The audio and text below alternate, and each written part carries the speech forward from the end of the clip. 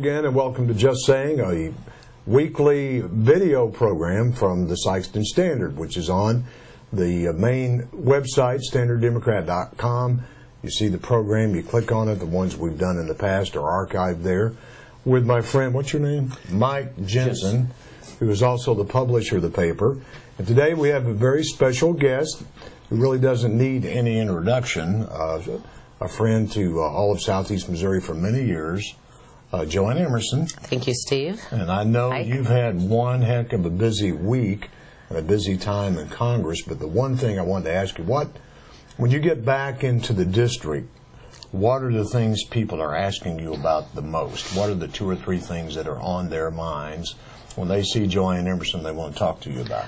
Well, first of all, gas prices.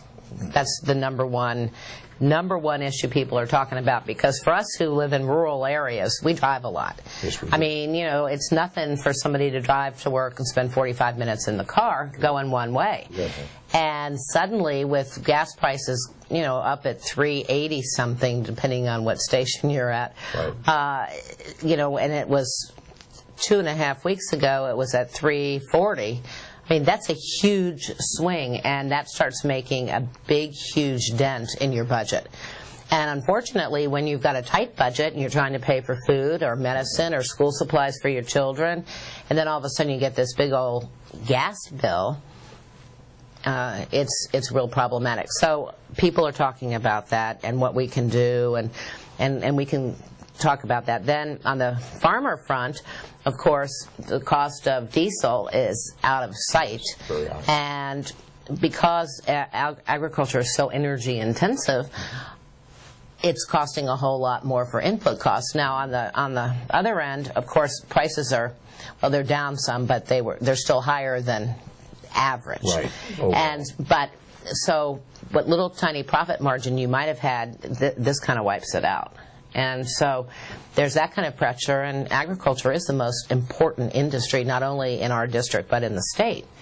You know, it's the one positive thing that this country has on the trade front as far as having a positive trade balance with the rest of the world. Healthcare, Obamacare, any talk about that? Oh, yeah, there's lots of talk about healthcare, and today most people probably hear on the news that is the 2nd anniversary of the signing of the healthcare law, and it seems, you know, what's amazing to me is that 2 years has passed. And you know, this is still a big problem. I mean, we all voted, I think, 75+% in the 8th district to get rid of the individual mandate. But so next week is really the big test for health care, because on Monday the Supreme Court takes up, I think, 5.5 hours of argument over 3 days, from the 26th through the 28th. Arguments for and against, number one, whether or not the individual mandate, the policy that forces all of us to buy health insurance or pay a penalty to the government, whether that's, number one, constitutional. And number two, the second question will be, well, if it's not constitutional, then does the rest of the law stay intact, or is it severable from the individual mandate? In other words, can it stand on its own? Right. Well, even if the court would rule, yes, it stands on its own, there is no way to pay for it, because the bill was premised on the whole idea of an individual mandate and having all of the folks in the United States as part of this pool, but they were going to pay the price. That and then a $500 billion cut to Medicare that the Obamacare bill in fact cut. Right. So that $500 billion plus everybody having to buy insurance made up the cost of it originally. However, last week the Congressional Budget Office said, well, you know, that $984 billion price tag is really $1.76 trillion. Wow. Over 10 years. Yes. Over 10 years. And we hear it was supposed to cut the deficit, cut the debt, and make health care more affordable. And I don't know anybody whose premiums have gone down since this was enacted, and it hasn't even really come into full force until 2014. Yeah, no, that's we're a couple years away. We're really disappointed. We were going to have a cake here in honor of the 2-year anniversary, but we simply forgot that, and I apologize. As we all know, this is an election year. Yes. And some could argue it's one of the most important elections in our history, in our lifetime, by far. with the approval rating of Congress, the approval rating of the president very low, but the approval rating of Congress very low, what's the sentiment in Congress right now? What's the attitude? Well, I will tell you that I believe our approval rating is at 8%, and I really would love to know who the 8% of the people are who actually like the Congress, because I am not among that 8%. And I'll tell you, it's difficult. Number one, you know, my party only has 1/2 of 1/3 of the government, and people don't quite understand that because we're not in charge. I mean, we're still in the minority because the Senate is run by the Democrats, as is the White House. And so, you know, there always is the art of compromise as part of a legislative body. I mean, it's just, unfortunately, the hand that you're dealt with, for the most part. However, we're having a lot of bickering between the bodies, the Senate and the House, and then amongst ourselves, because some people want to be more political than others. And so let's take a vote so that we can stick it to this person or that person, and the other side wants to do the same. I personally don't think that's the way that you run the government the best. I think it's important that we take our responsibility to our constituents seriously and actually try to do something, but that's just me. And so I get a little frustrated sometimes. You kind of want to knock your head against the wall. Getting past the politics part when so many people really want to do that. And it's an election year, of course, and so that happens more, but it's happened a lot earlier, and there's way too much money in the political system, particularly with these super PACs that have been created as a result of the Citizens United Supreme Court case. And so consequently, there's all this money flying around, and not in congressional races really, as much as at the Senate level and certainly at the presidential level. And there's too much nastiness, and quite frankly, you need to just step back, and we need to do our jobs. So you know, there are a lot of things that you can do that aren't sexy issues, like anything with regard to Medicare, Social Security, taxes, budget, would be considered sexy issues. There are a lot of other things, like we got a small business jobs package passed on a bipartisan basis. I think there were only 23 no votes. You don't hear about those. You don't hear about those things, but those are actually measures that will really help small businesses and entrepreneurs grow their business. And the Senate's taken it up. They've made a couple tweaks to ours, so we have to go to conference with them. But you don't hear about all of the other things that we're doing. No, you don't. But the reality, and the buzzwords are bipartisan compromise, and I think it's because everyone's worn out by the gridlock, which is understandable. But the fact of the matter is, there are some issues on which your value system, you just simply cannot compromise. Well, no, that's absolutely right, and those are on life issues and that sort of thing. Yes. You know, I don't like the Affordable Health Care Act. I absolutely cannot stand it. I think that it is a huge problem, and I do think it actually has an impact on our freedom and our own liberty, because it's the government telling you that you have to do this or you're going to be penalized for it.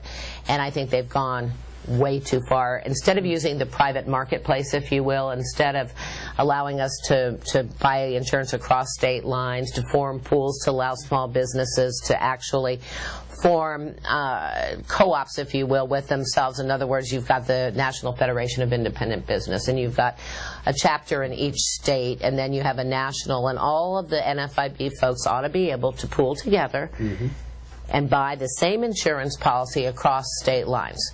To me, that's just a, no-brainer. Sure, yes. But, that is not part of the new health care law. So the only way that we make substantial changes to the health care law is to have one party in charge of everything. Right. Or such a huge majority in the House and the Senate that you can override a presidential veto. It just seems the size of the government. The lobby effect, and everybody wants to support their cause, and you have the freedom to do that.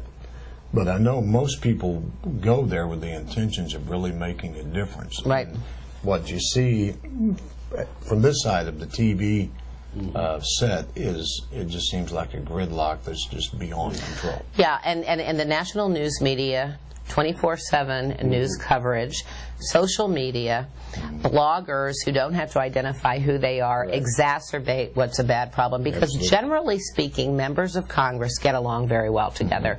Not the leadership. I mean, it's the job of the leadership to be somewhat divisive, you know, between the parties, if you will. But the rank and file members, we really do generally try to get along. For example, I chair the Financial Services and General Government Subcommittee of Appropriations, and so I'm in charge of this little bitty piece of the budget and funding, the Securities and Exchange Commission, the Internal Revenue Service, the Treasury Department, and lots of other little agencies.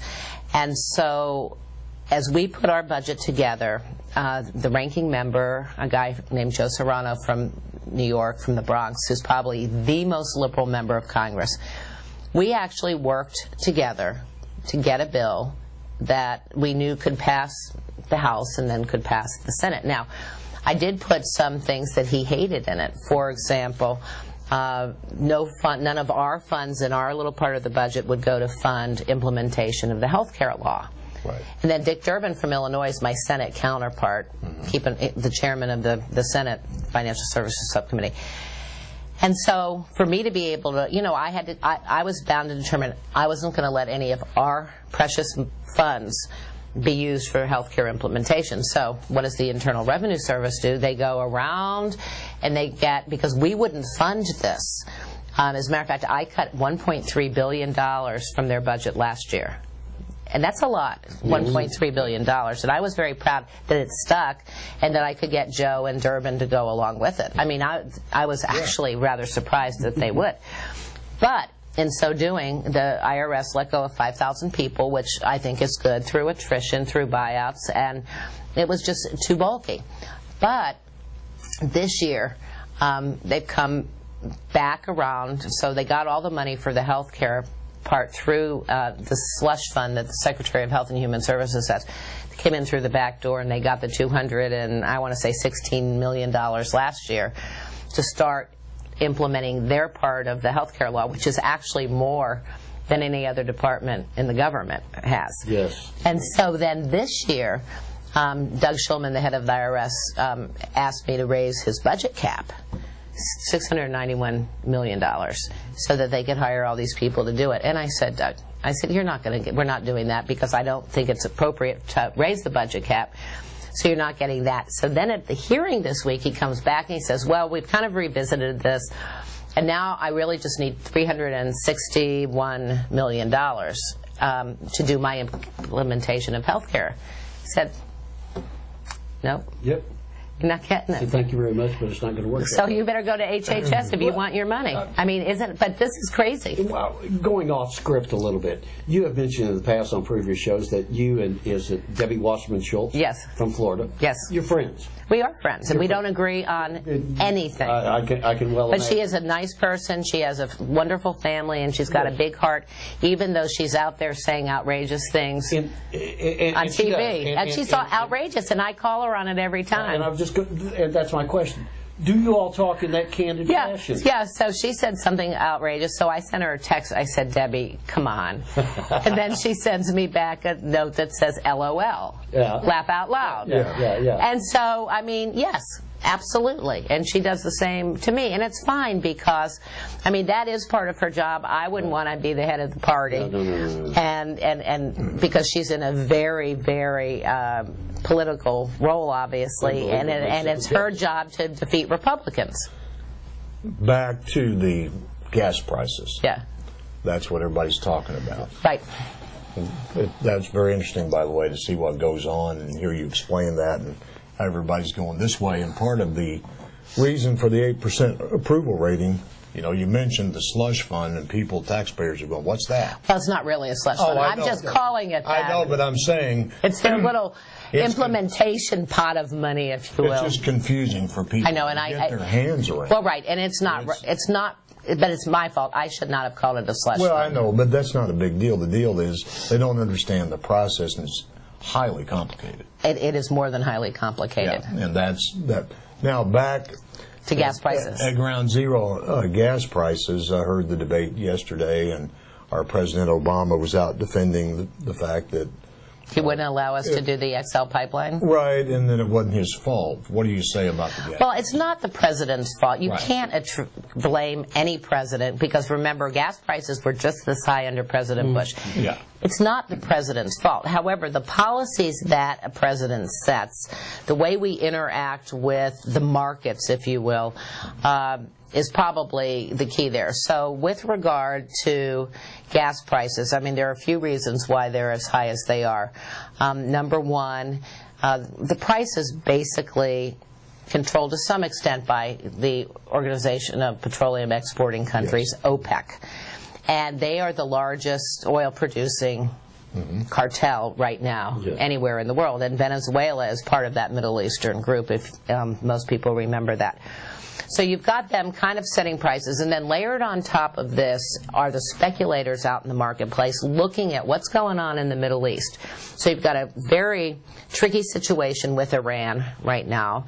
Iran building, or alleging they're not, but really building a nuclear weapon. I know they are, and so does everybody else, in spite of the fact they pretend they aren't.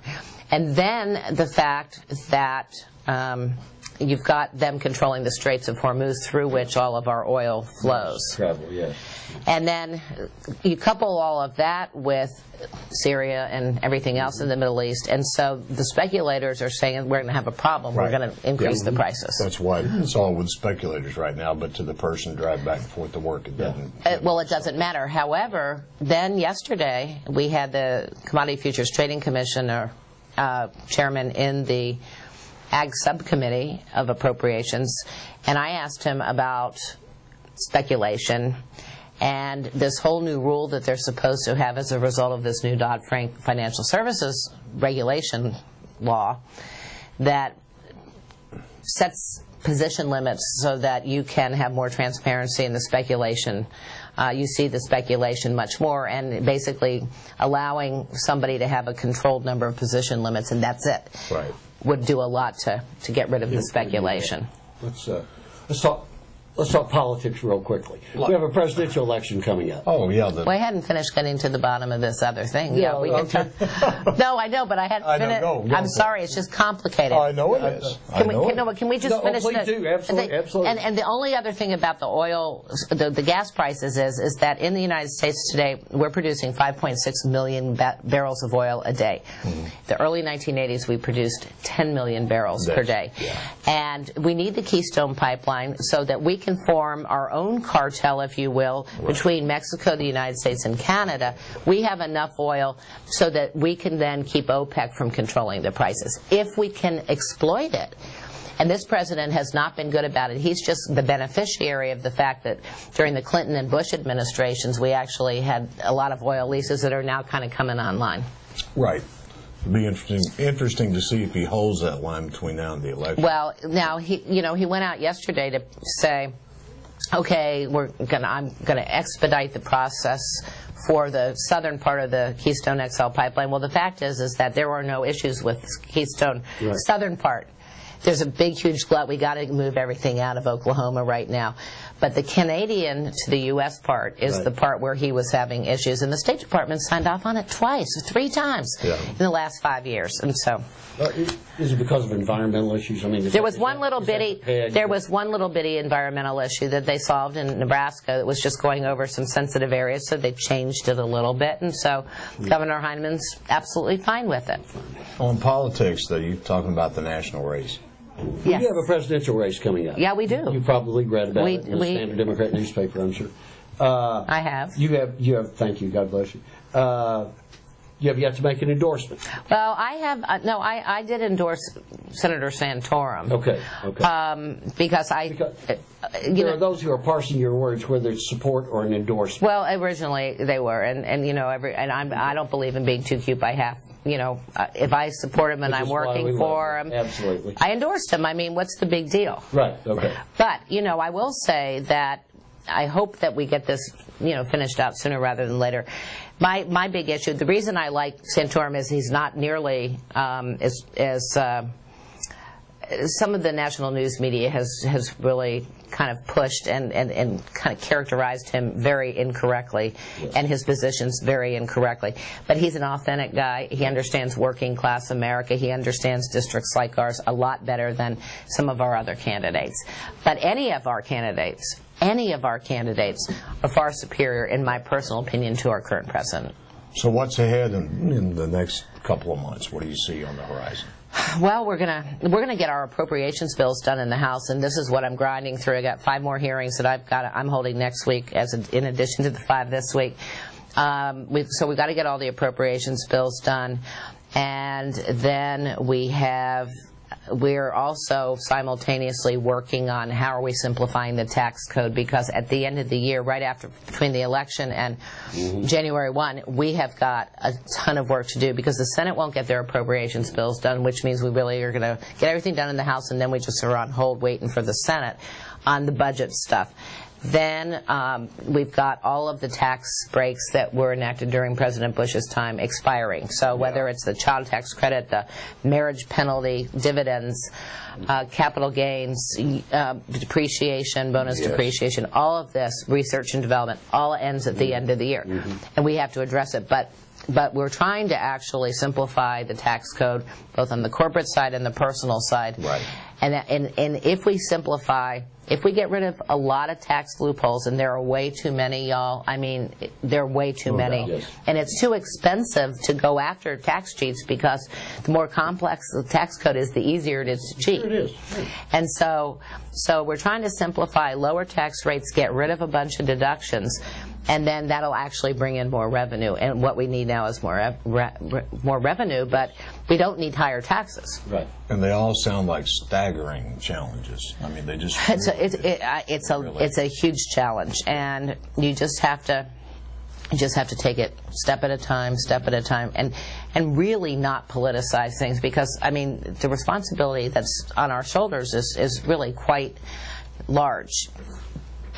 But we have a job to do, and that's, you know, because everybody's bickering all the time, or at least it appears to be that we're bickering because of the way the national news media portrays it. That just makes it seem like it's a do-nothing organization, and it really isn't. And in the middle of this, everyone will keep a careful eye out to see where the Supreme Court ruling falls. Right. So if the Supreme Court, I believe the earliest we'll find out about the Supreme Court arguments from next week will probably be June sometime. And we'll be able to tell a little bit by listening to the questions that the Supreme Court justices ask vis-a-vis the mandate particularly. No question about it. And even though it's not televised, we can listen to it on the radio, I think. Well, thanks for coming by. Thanks for having me. We know you work hard. We always enjoy having you. Well, I apologize for talking a mile a minute, but I'm trying so to, like, much to go. and that's just the tip of the iceberg. We haven't even talked about the highway bill we're trying to do, too. We thank you for joining us today, but more importantly, we thank you for representing our district. Thank you. Thank you so much, Mike. It's an important job, and I don't know about others, but I know that we can talk of pride of the person who represents us. Oh, well, thank you. You're so nice. It's true. No, it's well, you are nice, and I feel very honored and privileged to have the job. It's really not a very easy one, but it's an important one. Yes. Well, we're glad you got it. So thank that's you. Good. And you're important to us too. We thank you for tuning in. We hope you join us again next week. For Steve McFeeters, I'm Mike Jensen. We thank Congressman Everett for being with us again. Thank you.